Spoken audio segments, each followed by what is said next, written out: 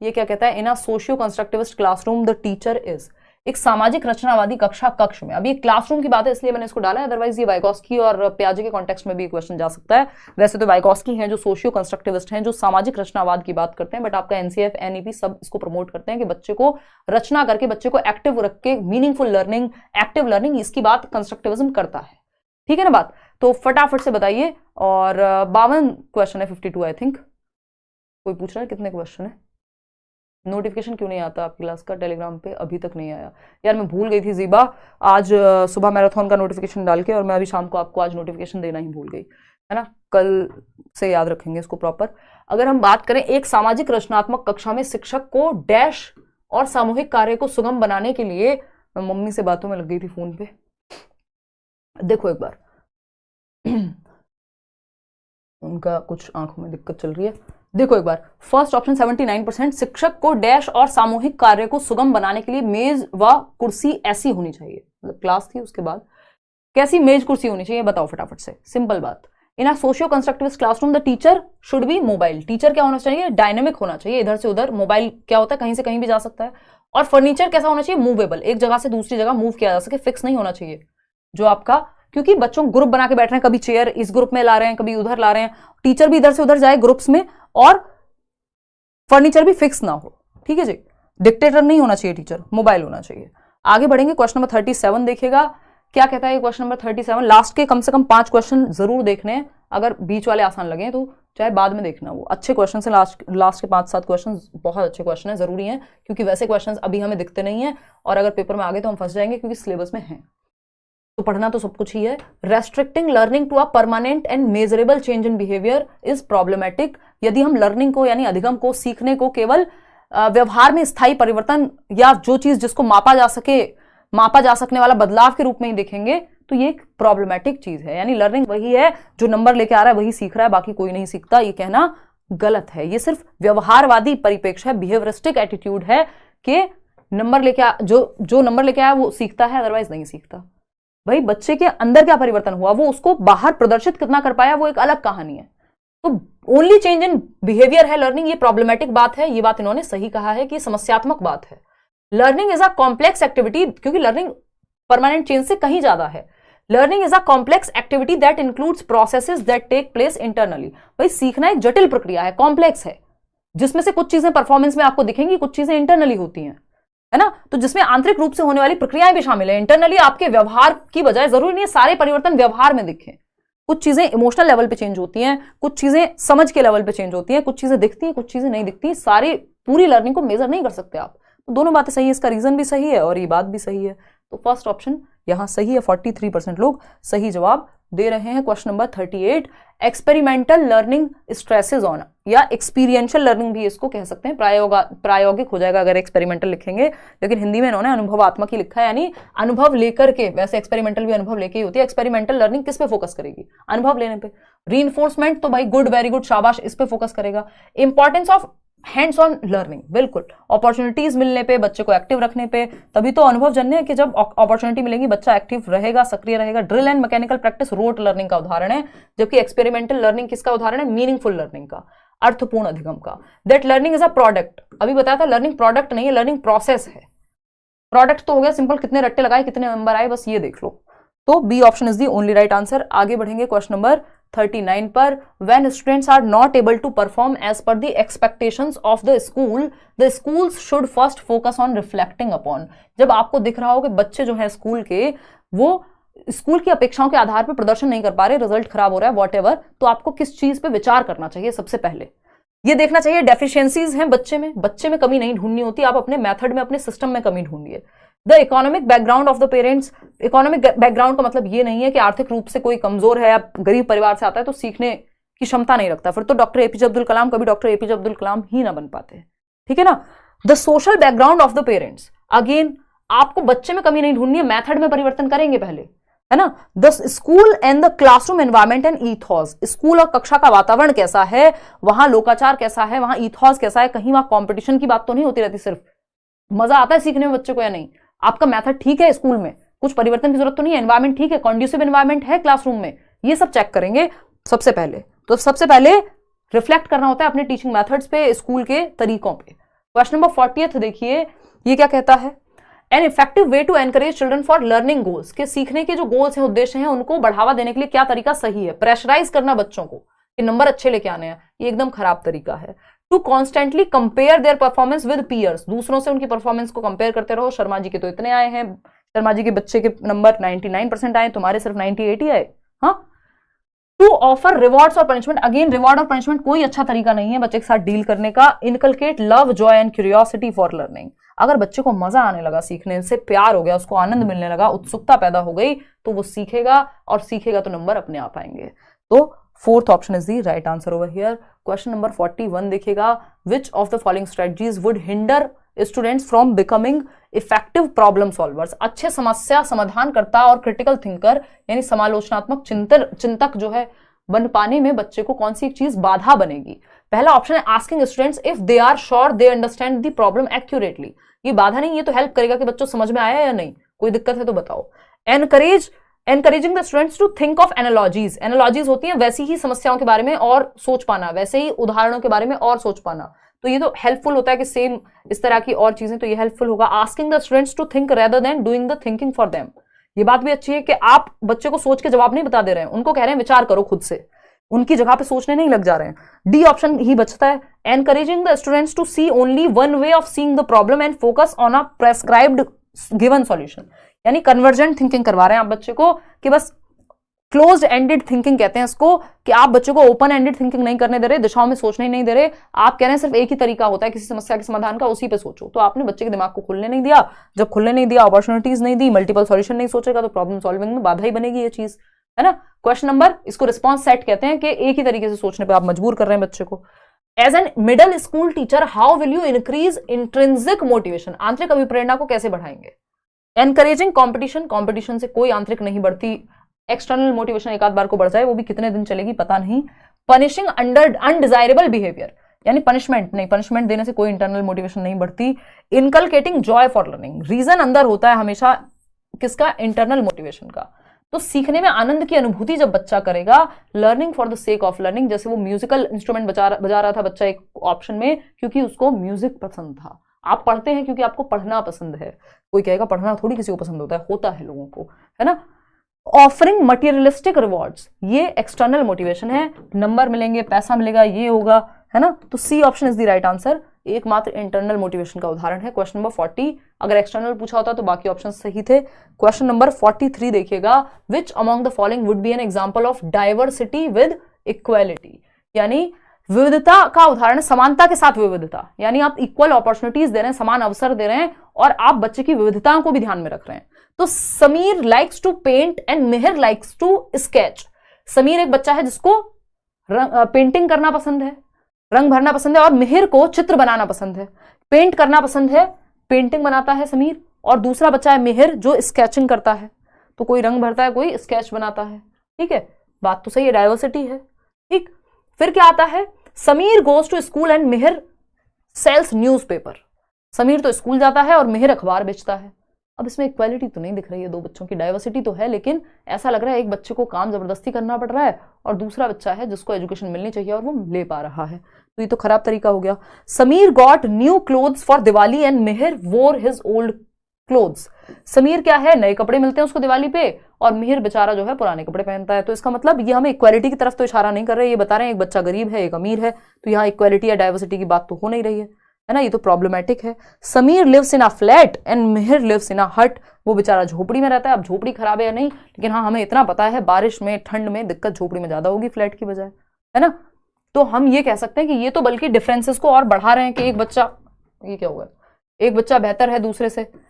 यहाँ पे Sameer likes to paint and Mihir likes to sketch, Sameer को रंग भरना पसंद है और मिहिर को चित्र बनाना पसंद है, दोनों अपनी अपनी चीजें कर रहे हैं, इसमें कोई ऊपर नीचे नहीं है, बस अलग हैं, डिफरेंट हैं। तो यहाँ पे पता चल रहा है कि डिफरेंसेस आर नॉट डेफिसिट्स, जो अंतर होते हैं, आपको म्यूजिक पसंद है दूसरे को डांस करना पसंद है, मतलब दोनों को ही होगा खैर म्यूजिक तो पसंद, तो इसका मतलब ये नहीं है मुझे ब्लू पसंद है और आपको पिंक, तो इसका मतलब ये नहीं हो गया कि ये डिफरेंसेस डेफिसिट्स हैं, मैं कम हो गई और आप ज्यादा हो गए, बस हम अलग हैं, ठीक है ना। तो अगर हम बात करें एक सिंपल सी चीज यहाँ पे हम कर सकते हैं कि डाइवर्सिटी की बात हमने यहाँ पे की, भूल गई क्या बताने वाली थी, चलो खैर क्वेश्चन नंबर 44 पे चलते हैं। To enable students to think independently and become effective learners it is important for a teacher. बच्चे स्वतंत्र चिंतक बने, खुद से सोच पाए इंडिपेंडेंटली, रिवॉर्ड से कुछ नहीं होने वाला। Teach students how to monitor their own learning, ये एकदम सही तरीका है कि बच्चे अपने ही अधिगम पे विचार कर पाए, अपने ही अधिगम का अनुवीक्षण कर पाए, एनालिसिस कर पाए, कितना आता है, कहां दिक्कत है, कैसे बेहतर करना है, ये सब खुद सोच पाएगा बच्चा तो सेल्फ डिपेंडेंट बनेगा या इंडिपेंडेंट बनेगा, आत्मनिर्भर बनेगा। Give information in small units और चंक्स, जबकि आपको कनेक्टेड चंक्स में देना है, डिसकनेक्टेड चंक्स में नहीं, जोड़ करके कॉन्टेक्स्ट में। Present information in organised manner to make it easier to recall, याद रखने के लिए इन्फॉर्मेशन को ऑर्गेनाइज्ड मैनर में देना कोई एक्टिविटी का सही तरीका नहीं है। रिकॉल नहीं लिखा होता तो डी ऑप्शन भी सही था। क्वेश्चन नंबर 45 देखिएगा, ये क्या कहता है, थियरी ऑफ सोशल लर्निंग, जिसको SLT कहते हैं, social learning theory emphasises on which of the following factors, किस फैक्टर पे, किस तत्व पे जोर देती है, किस घटक पर बल देती है। नेचर यानी प्रकृति, नेचर का दूसरा नाम क्या है, हेरिडिटी, जेनेटिक्स, मैच्योरिटी, जो आप कहना चाहें, अनुवंशिकता पे ध्यान देती है। नर्चर यानी एनवायरमेंट पे ध्यान देती है ना, या फिर अडेप्टेशन, अडेप्टेशन में आपका दोनों ही चीजें शामिल होती हैं, या एमेंडेशन यानी पाठ संशोधन, यानी क्या परिवर्तन करने की जरूरत है उस पर ध्यान देती है। अब आप लोग तुक्के लगाने लग गए। देखो ये बेंड्यूरा की थियरी है, observational learning theory, social learning theory हम इसको कह देते हैं। बेंड्यूरा कहते हैं हम ऑब्जर्व करके सीखते हैं, हम जो भी हमारे आसपास हो रहा होता है हम सोसाइटी से लर्निंग करते हैं। जब सोसाइटी से लर्निंग की बात हो गई तो मतलब हो गया नर्चर को महत्व दे रही होगी ये थियरी, पोषण को महत्व दे रही होगी, एनवायरमेंट को महत्व दे रही होगी, क्योंकि नाम ही है सामाजिक अधिगम, यानी हम समाज में जो देख रहे होते हैं, जो कर रहे होते हैं, उससे सीखते हैं। तो ये हेरिडिटी को, तो चाहे ऐसी थियरी जो है वो हेरिडिटी को उतना महत्व नहीं देती, चाहे वो आपकी वाइगॉस्की की थियरी हो, चाहे वो बेंड्यूरा की थियरी हो। कराई हुई एक बार सर्च करके पढ़ लेना, यूट्यूब पे भी दी हुई है, नहीं तो नोट्स में थोड़ा बहुत जरूर दिया होगा इसके बारे में, मैं अभी बता भी दूंगी, है ना। तो हेरिडिटी की तो बात पियाजे की थियरी होती तो हम कह देते कि नर्चर पे फोकस करती है, मॉडलिंग की प्रोसेस पे फोकस करती है। बोबो डॉल एक्सपेरिमेंट आपने सुना होगा कि जो हम देखते हैं मीडिया में, जो बच्चा देख रहा है, टीवी में जो देख रहा है, अगर वो मारधाड़ की चीजें देखेगा, वायलेंस देखेगा तो वायलेंस सीखेगा। अगर वो प्रेम वाली चीजें देख रहा है या डोरेमोन देख रहा है जो कुछ हद तक नॉर्मल है, तो वो शिनचैन को इसलिए बंद कराया गया क्योंकि ये बेंड्यूरा की इसी थियरी के हिसाब से सही नहीं जाता था। शिनचैन, बच्चे गलत चीजें सीख रहे थे, क्योंकि हम समाज में जो देखते हैं, सुनते हैं, करते हैं, उससे सीखते हैं, यानी जो एनवायरमेंट है वो हम पे बहुत प्रभाव डालता है। ये कहती है सामाजिक अधिगम का सिद्धांत, ये कहता है ना। अडेप्टेशन की प्रक्रिया पियाजे के कॉन्टेक्स्ट में पूछता तो आप समझ जाते, एनवायरमेंट से सिर्फ नहीं होता अडेप्टेशन, आपकी हेरिडिटरी पावर्स भी शामिल होती हैं, ठीक है ना। तो B option is the right answer. आगे बढ़ते हैं, इसके बारे में अभी और भी मैं थोड़ी देर में समझाऊंगी कि मॉडलिंग की प्रोसेस में कौन से स्टेप्स हैं। एक और क्वेश्चन है इस पे, learned helplessness is a situation wherein, यानी सीखी हुई विवशता या सीखी गई अक्षमता एक स्थिति है। मैंने किसी क्वेश्चन में बताया था आपको कल परसों। लर्नेड हेल्पलेसनेस क्या है? फर्स्ट ऑप्शन है students, where students feel that they are going to fail because of repeated failures in past, जहां शिक्षार्थी यह अनुभव करते हैं कि वे फेल हो जाएंगे क्योंकि अतीत में लगातार फेल ही होते आए, वो आज तक पेपर क्लियर नहीं हुआ तो अब क्या होगा। अगर दिमाग में ये चलेगा तो यानी आपने लर्नेड हेल्पलेसनेस को गेन कर लिया है, आपने सीखी हुई अक्षमता है, आपने मान लिया है कि मुझसे तो ना हो पाएगा, क्योंकि आपके प्रीवियस एक्सपीरियंस में चीजें खराब हुई हैं। क्या पता आपने सही तरीके से ना पढ़ा हो, क्या पता आपने सही टीचर से ना पढ़ा हो, क्या पता आपने ढंग से पढ़ा ही ना हो, बहुत सारे रीजंस हो सकते हैं। ये थोड़ी कि आप पहले फेल हुए तो अभी भी फेल होंगे, है ना। कल बताया था ना 3 ब्रेकअप हो गए तो अब लगता है कि भाई अब तो कोई मिलेगा ही नहीं, है ना। एक शादी नहीं चली तो कोई शादी नहीं चलेगी, खैर भगवान ना करे कि एक शादी से ज्यादा करने की आवश्यकता पड़े, बट सिचुएशन हो सकती है। तो ये क्या है, लर्नेड हेल्पलेसनेस है कि जब आपकी जो है इच्छा ही खत्म हो जाती है, आपको लगता है यार अब मेरे से तो होगा ही नहीं। क्यों? क्योंकि आपके पास्ट एक्सपीरियंसेस की वजह से आपने वो लर्न कर लिया है कि आप हेल्पलेस फील करें, ठीक है ना, इसलिए लर्नेड हेल्पलेसनेस कह रहे हैं। Teachers feel that they are helpless in helping the learner learn, इसका मतलब ये नहीं है टीचर ये फील करें।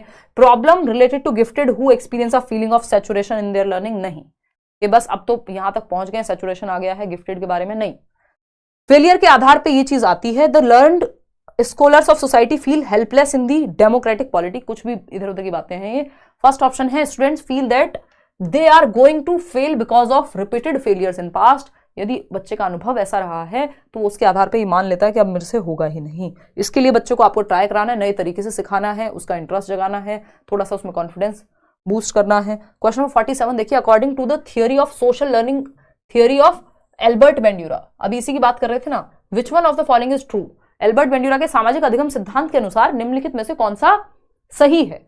पहला ऑप्शन है play is essential and should be given priority in school, खेल अनिवार्य है और उसको महत्व दिया जाना चाहिए स्कूल में। चलो ठीक है, होगा, हमें क्या पता, ये किंडरगार्टन की बात तो हो नहीं रही है, बट ठीक है। Modelling is a principal way for children to learn, यानी जो मॉडलिंग है, मॉडलिंग क्या है, वो वाली मॉडलिंग से ही जुड़ी हुई है, जो लोग समझ पा रहे हैं वो मॉडल्स वाली बात। यहाँ प्रतिरूपण है, मॉडलिंग का मतलब बच्चों को सीखने के लिए प्रतिरूपण एक मुख्य तरीका है, यानी देख करके। मॉडल हम कहते हैं ना, रोल मॉडल है कोई आपका, मतलब आप देख करके वैसा करने की कोशिश कर रहे हैं या आप उसके पद चिन्हों पर चल रहे हैं। तो मॉडलिंग एक ऐसी प्रोसेस जिसमें समाज में हम जो देखते हैं उसको रिपीट करने की कोशिश कर रहे हैं, जिसमें 4 स्टेप होते हैं। मॉडलिंग की प्रोसेस जो बेंड्यूरा का बोबोडॉल एक्सपेरिमेंट है उसमें भी बताई गई है, बात सही है, फिर भी अभी आएंगे इस पे। An unresolved crisis can harm a child, ये साइको एनालिसिस या फ्रॉइड की बात होती तो हम मान लेते। Cognitive development is independent of social development, ऐसा नहीं कहा बेंड्यूरा ने, है ना। सामाजिक अधिगम से संज्ञानात्मक विकास भी होगा, हालांकि लर्निंग थियरी है। Play is essential and should be given priority in school, यहां पे ये बात हुई ही नहीं है। जो सबसे बेहतर उत्तर है वो है modelling is a principal way for children to learn, यानी मॉडलिंग के माध्यम से सीखना, यानी हम सही लोगों को फॉलो करें, सही मूवीज दिखाएं बच्चों को, सही एग्जांपल सेट करें समाज में, क्योंकि उसका फर्क पड़ता है। तो ये प्रतिरूपण की जो प्रक्रिया है, मॉडलिंग की जो प्रोसेस है, यानी ऑब्जर्व करके सीखना कि आप वही रिपीट करते हैं। इसमें 4 स्टेप हैं, ये पूछा जा चुका है पहले। ARPR, ARPR क्या है? पहला स्टेप है ए, यानी अटेंशन, आपका ध्यान जाता है किसी चीज पे।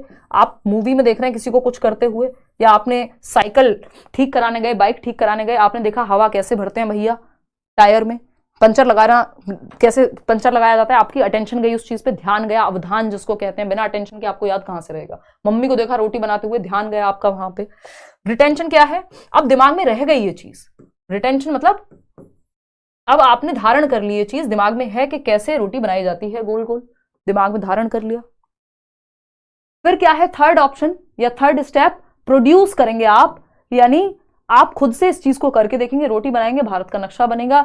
लेकिन पिताजी आपके कह रहे हैं, हमारे तो कहते थे कि बेटा बड़ी अच्छी रोटी बनाई है ना। अब वो बेटा को भी पता है कि कितनी अच्छी बनी है, बट ठीक है, अगली बार से फिर क्या होगा? रीइंफोर्समेंट होगा, है ना। रीइंफोर्समेंट होगा यानी मोटिवेशन मिलेगी, इसको रीइंफोर्समेंट या मोटिवेशन भी कह सकते हैं। कि बच्चा जो है अगर उसको सही काम है और उसको पुनर्बलित किया गया है, मोटिवेट किया गया है, तो वो फिर से उस चीज को रिपीट करेगा और लर्निंग हो जाएगी। अगली बार आपकी जो रोटी है वो थोड़ी बेहतर बनेगी। यही 4 स्टेप्स घूम फिर के चलते रहते हैं। आपका किसी चीज पे ध्यान जाता है, फिर आपके दिमाग में वो चीज रह जाती है, आप खुद से करते हैं, फिर आप कोई रीइंफोर्स कर दे, अगर पनिशमेंट दे दी तो फिर सीखने में दिक्कत होगी, ठीक है ना।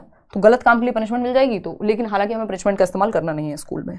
चलिए खैर, ये हुई मॉडलिंग की प्रोसेस। ऑब्जर्वेशनल लर्निंग भी कहते हैं इसको, कि ऑब्जर्व करके सीखना। क्वेश्चन नंबर 48, क्वेश्चन नंबर 48 क्या है भाई? क्वेश्चन नंबर 48 है the discipline which has a significant role in a learning environment is of the kind which helps, यानी ऐसा अनुशासन जो सीखने में सहायता दे। डंडे वाला अनुशासन नहीं होगा वो। तो ये क्या होगा? टू क्रिएट साइलेंस, तो शांति, तो आप पिन ड्रॉप साइलेंस वाली क्लास को बहुत अच्छा नहीं मानते आज के जमाने में। पिन ड्रॉप साइलेंस, हाँ मॉडल पेपर भी होता है कि ऐसा ही पेपर आएगा भाई, ठीक है ना। तो अगर हम देखें टू क्रिएट साइलेंस, तो डर से आप चुप करा सकते हो। आज की डेट में कंस्ट्रक्टिविज्म में थोड़ी बहुत चहल पहल क्लासरूम में होना नॉर्मल है, ठीक है ना। चुप्पी साधन, तो ये तो डरावना डिसिप्लिन है, ये अच्छा नहीं है। टीचर्स टू गिव इंस्ट्रक्शन, शिक्षकों ने निर्देश दे दिया, बात खत्म हो गई। चिल्ड्रन रोट मेमोराइज, ये तो और खराब है, बच्चा एक्टिव ही नहीं है।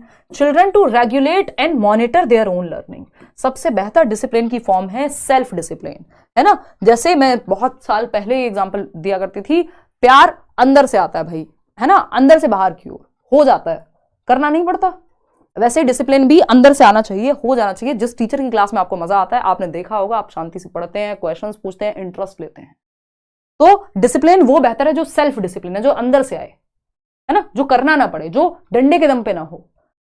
तो बेस्ट डिसिप्लिन है children to regulate and monitor their own learning, आप खुद से ध्यान रख रहे हैं कि भाई बातें मत करो, पढ़ लेते हैं चलो, या फिर खुद से देख रहे हैं कितने नंबर आए मॉक टेस्ट में, कैसे बेहतर करूं, कौन सी वीडियो देखूं, तो आप खुद से मॉनिटर कर रहे हैं, वो बेस्ट डिसिप्लिन है।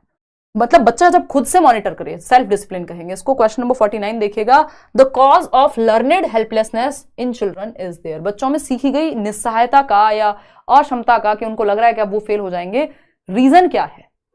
Moral decision for not taking up studies seriously, यानी कि उन्होंने पढ़ाई को सीरियस नहीं लिया, इसलिए ये नैतिक निर्णय है कोई? नहीं। कॉज क्या है? बार बार फेल हुए हैं, ये कॉज है। Acquired behaviour that they will not succeed, ये बात सही लग रही है कि उन्होंने इस व्यवहार को अर्जित कर लिया है कि अब वो सफल नहीं होंगे, उनसे नहीं हो पाएगा, ये उन्होंने मान लिया है, ये है इसका cause. Careless attitude towards classroom activities, कक्षा में जो है कठोर निर्णय के प्रति खराब उनका एटीट्यूड है। Non compliance with expectations of their parents, की आकांक्षाओं पे खरे नहीं उतर पा रहे, नहीं, मुख्य है कि वो किसी भी कारणवश फेल हुए हैं बार बार, और इसलिए उन्होंने अब ये व्यवहार को एक्वायर कर लिया दिमाग में कि अब उनसे नहीं हो पाएगा। विच one of the following is an example of learning styles? सीखने के कई सारे स्टाइल्स होते हैं जिसमें से 3 बहुत महत्वपूर्ण है। एक है विजुअल स्टाइल, यानी देख के सीखना, दृश्य अधिगम करता। 65% लोग इसी कैटेगरी में आते हैं कि हमें कोई, अभी जैसे आप क्या है, दृश्य श्रव्य दोनों हैं, आपको बोर्ड पे दिख भी रहा है, कोई पिक्चर दिखा दे हमें, पिक्चर मतलब फोटोग्राफ दिखा दे, कोई मूवी दिखा दे, तो हम जल्दी सीखते हैं, देख के जल्दी सीखते हैं हम, इसलिए हम वीडियो देखते हैं किताब पढ़ने की बजाय कई बार, है ना। ज्यादातर लोगों का इंटरेस्ट विजुअल लर्निंग में होता है। दूसरा स्टाइल क्या है? दूसरा स्टाइल हम कहते हैं हियरिंग या ऑडिटरी लर्निंग कहते हैं उसको हम, या ऑरल भी कह देते हैं। ऑडिटरी मतलब सुन करके सीखना, लगभग 35% लोग, ठीक है ना, लगभग 35% लोग। क्लियर है बात या कोई दिक्कत है? क्लियर है कि नहीं है ये बता दो। ठीक, फिर आता है आपका थर्ड टाइप जिसको काइंस्थेटिक लर्निंग कहते हैं, यानी बच्चे को इनको करके ही दिखानी पड़ती हैं चीजें। ये लेस देन 5% होते हैं, एक बार जोड़ लेना। ओके 60% होगा ये, 65 नहीं होगा, है ना। ये 60% यानी ज्यादातर लोग देख के समझते हैं, जो विजुअल या चाक्षुष या दृश्य अधिगम करता होते हैं, देख के जल्दी सीखते हैं, लगभग मोर देन 60%। 35% के करीब सुन करके, और काइंस्थेटिक 5% लोग जिनको करके ही देखना पड़ता है। टेक्सुअल वो है जो बच्चा देख नहीं सकता, दृष्टि बाधित है और वो ब्रेल लिपि वगैरह का इस्तेमाल करे, बाकी यहाँ कोई बनता नहीं है। तो ये लर्निंग स्टाइल्स हैं, एंड डिफरेंट बच्चे डिफरेंट तरीके से सीख सकते हैं। कुछ बच्चे ग्रुप में सीखते हैं, कुछ अकेले। सेकंड लास्ट क्वेश्चन है भाई आज का, ये क्या कहता है? A teacher collects and reads the work of the class, then plans and adjust the next class lesson to meet students needs he और शी इज डूइंग। एक शिक्षक है जो कक्षा के कार्य को एकत्र करता है, उन्हें पढ़ता है, उसके बाद योजना बनाता है और अपने अगले पाठ को शिक्षार्थियों की आवश्यकताओं को पूरा करने के लिए समायोजित करता है। यानी टीचर ने रिकॉर्ड जो है वो कलेक्ट किए, पढ़ा उनको, देखा अगली बार क्या बेहतर किया जा सकता है, प्लान किया, नेक्स्ट लेसन। ये जो आकलन है, वो जो कलेक्शन ऑफ वर्क है, वो किस लिए है? असेसमेंट ऑफ लर्निंग है, पेपर पेंसिल टेस्ट थोड़ी एक्टिविटी है ताकि बाद में सुधार हो सके, फीडबैक हो सके। तो ड्यूरिंग टीचिंग लर्निंग टीचर करता है काम, फॉर लर्निंग है। बच्चा करे अगर खुद से तो ये सेल्फ लर्निंग या असेसमेंट, पीयर असेसमेंट या सेल्फ असेसमेंट में चला जाएगा, लेकिन टीचर ने किया है काम तो फॉर लर्निंग है। एट लर्निंग उसी दौरान चल रहा होता है, ठीक। ऑफ लर्निंग है आपका जब फाइनल एग्जाम के लिए जजमेंट की बात हो रही होती, पेपर पेंसिल टेस्ट लिया होता उस तरह का, है ना। यहाँ एक्टिविटी हुई है ताकि बाद में फीडबैक का पता चल सके टीचर को, तो ये फॉर लर्निंग है, सी ऑप्शन। क्वेश्चन नंबर 52 देखिए, आज के लिए आखिरी सवाल है। क्या पूछा है भाई हमसे? क्वेश्चन ने पूछा है, अच्छा 53, अभी तो एक और क्वेश्चन है बीच में, रुको यार। हाँ, क्वेश्चन नंबर 52 देखिए, डिडक्टिव रीजनिंग इन्वॉल्व्स, डिडक्टिव और इंडक्टिव मेथड हमने पढ़ा है। डिडक्टिव रीजनिंग इन्वॉल्व्स यानी निगमनात्मक तर्कणा में क्या शामिल होता है? Reasoning from general to particular, यानी सामान्य से विशिष्ट की ओर जाना। Reasoning from particular to general, है ना। पर्टिकुलर टू जनरल तो क्या हो गया? Specific to general, inductive method. ये पहले एग्जाम्पल दिया जो कि विशिष्ट होता है, उदाहरण हमेशा। ये निगमनात्मक नहीं है, आगमनात्मक विधि है। Active construction, active construction and reconstruction of knowledge, तो ये तो अपने आप में ही एक अलग कहानी हो गई। एक्टिव कंस्ट्रक्शन एंड रिकंस्ट्रक्शन कोई भी मेथड हो सकता है, एक्सप्लोरेशन मेथड हो सकता है, एक्टिविटी बेस्ड लर्निंग मेथड हो सकता है, एक्सपीरियंशियल लर्निंग हो सकती है, डिस्कवरी लर्निंग हो सकती है, जहां पे बच्चा एक्टिव है ना। ये इंडक्टिव डिडक्टिव की बात डायरेक्ट नहीं हो रही है।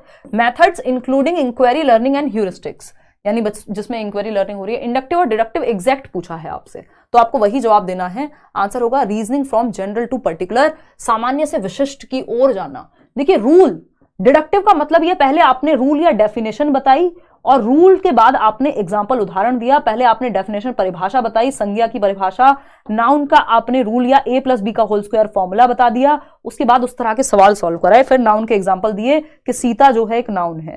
तो ये क्या हुआ? नियम से उदाहरण की ओर। नियम हमेशा जनरल होगा, याद रखिएगा। नियम पूरी दुनिया के लिए सामान्य होगा, तभी वो नियम बना है ना। सामान्य से विशिष्ट, सामान्य से particular, general to specific. Specific क्या? उदाहरण। तो रूल क्या है? Name of a person, place और thing is known as noun. अब पर्सन क्या है? अब पर्सन कोई भी हो सकता था। सीता क्या है? स्पेसिफिक पर्सन है, उदाहरण है स्पेसिफिक। सामान्य से विशिष्ट की ओर जाना, ये जनरल टू स्पेसिफिक जाना।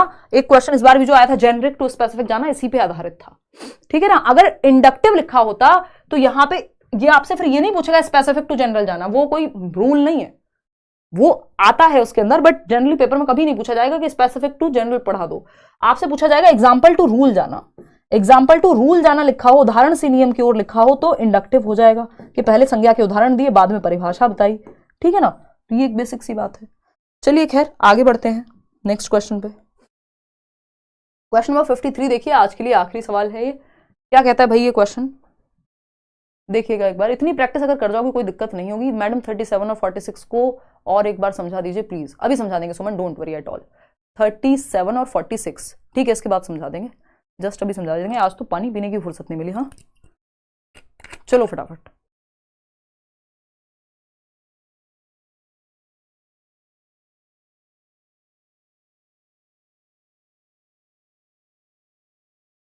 देखिए 81% लोग क्या कह रहे हैं, फोर्थ ऑप्शन। देखते हैं, which of the following factors, कौन सा तत्व है, कौन से तत्व हैं जो रिस्पॉन्सिबल हैं, are responsible for childrens failure in school, यानी बच्चे स्कूल में विद्यालय में फेल क्यों होते हैं, असफल क्यों होते हैं, उसके तत्व पूछे, उसका रीजन पूछा है। फियर एंड एंग्जाइटी, हाँ बिल्कुल, अगर बच्चों में भय है, वो भय से पढ़ रहे हैं, बस डर के मारे पढ़ रहे हैं, मजा नहीं आ रहा, दुश्चिंता है, तो फेल होंगे ही।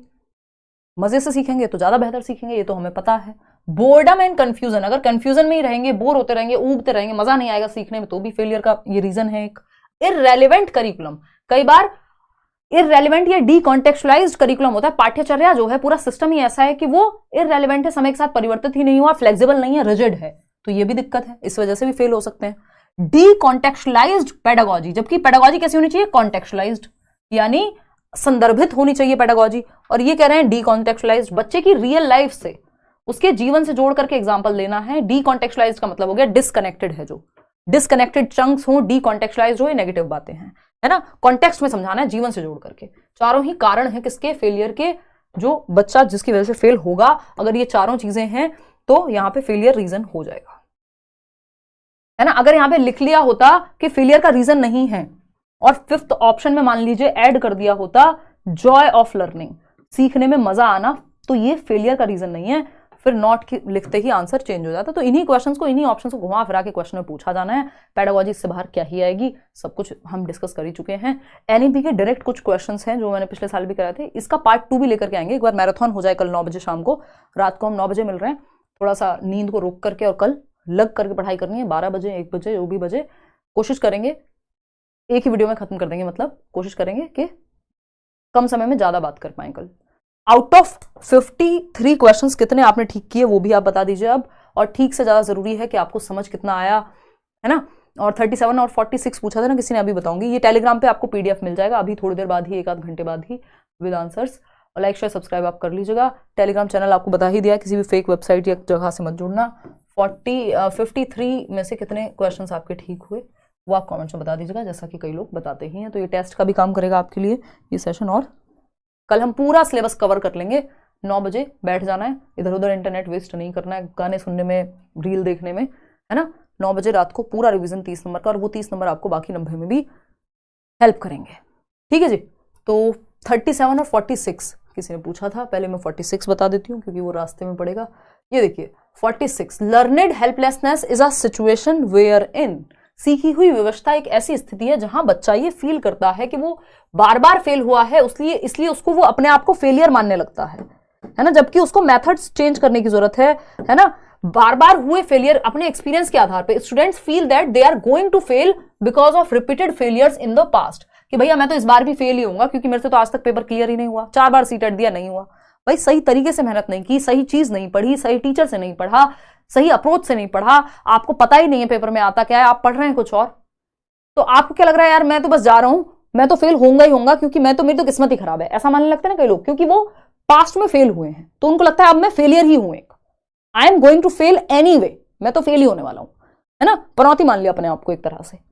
तो ये क्या हुआ, students feel that they are going to fail because of repeated failures in the past, क्योंकि पास्ट में ऐसा हुआ इसलिए वो फेल होने वाले हैं, क्योंकि पहले ऐसा बहुत बार हुआ है कि वो फेल हुए हैं।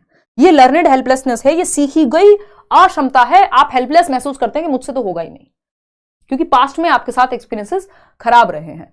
37 नंबर क्वेश्चन और पूछ रहा था कोई भाई, कल हिंदी का एक क्वेश्चन था जिसमें एक आंसर करेक्ट करके दिया मैंने, वो ट्रांसलेशन की वजह से उसमें कंफ्यूजन भी था। और ये देखिए क्वेश्चन नंबर 37, एक दो क्वेश्चन और हैं जिन पे मैं चर्चा कल करूंगी।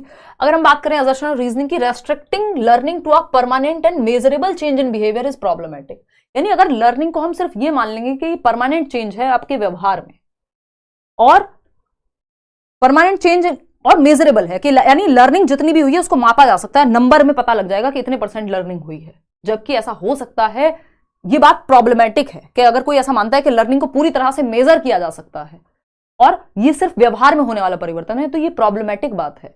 ये पूरी तरह से सच नहीं है, कुछ हद तक सच है कि हाँ आपने जो सीखा है वो आप नंबर्स में मेजर कर लेंगे एक पेपर लेकर के, लेकिन पूरी नॉलेज थोड़ी बच्चे की आप पेपर लेकर मेजर कर लेंगे, तभी तो लोग रट्टा लगा के भी पास हो जाते हैं टाइम्स। तो ये प्रॉब्लमेटिक बात है, ये बात ट्रू है, क्योंकि ऐसा हो सकता है बच्चों को बहुत कुछ आता हो बट वो उस दिन बीमार रहा हो, ना प्रदर्शित कर पाया हो, है ना। तो मेजरेबल कैसे हुई? Learning is a complex activity that includes processes that take place internally. तो भाई लर्निंग सिर्फ वो नहीं है जो चेंज व्यवहार में परिवर्तन आ रहा है बाहर से, इंटरनली जो उसके इमोशंस में, उसकी समझ में परिवर्तन आया है कई बार, जो बाहर नहीं दिख रहा वो भी लर्निंग है। तो ये दोनों बातें सही तो है कि इसलिए प्रॉब्लमेटिक है क्योंकि लर्निंग इंटरनली भी होती है। तो both A and R are true and R is the correct explanation. तो आज के लिए इतना ही रखेंगे। लाइक शेयर सब्सक्राइब होपफुली आपने कर लिया होगा।